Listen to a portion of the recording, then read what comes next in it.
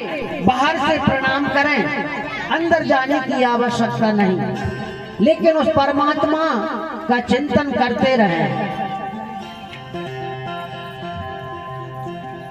तो गजेंद्र ने केवल नारायण का स्मरण किया, पुनः अपने प्रसंग पर आते हैं। गरुड़ जी को अभिमान हो गया। अब गरुड़ जी ने सोचा कि जब तक मैं प्रभु को अपनी पीठ पर नहीं बिठा लेता हूं, तब तक प्रभु चल नहीं सकते,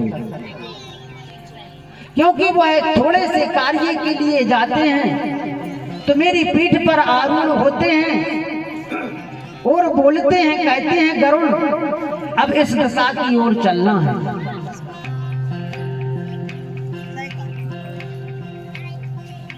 अब परब्रह्म परमात्मा की कृपा, तो भगवान नारायण ने सोचा कि गरुड़ जी गज और ग्राह्य का, जो ग्राह्य ने गजेंद्र को अपने मुख में ग्रसित कर लिया, तो गजेंद्र का उद्धार तो मैं बाद में करूंगा, पहले गरुड़ जी का उद्धार कर दूं। तो भगवान नारायण आए, कहने लगे शीघ्रता से त्रिकूट पर्वत की ओर चलिए, वहां पर मेरा एक भक्त है, उसका नाम गजेंद्र है।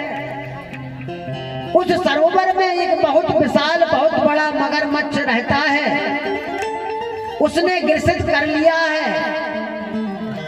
उसने जब प्रार्थना की तो जब भक्त भगवान को हृदय से पुकारता है तो भगवान भक्त के पास में पहुंच जाते हैं।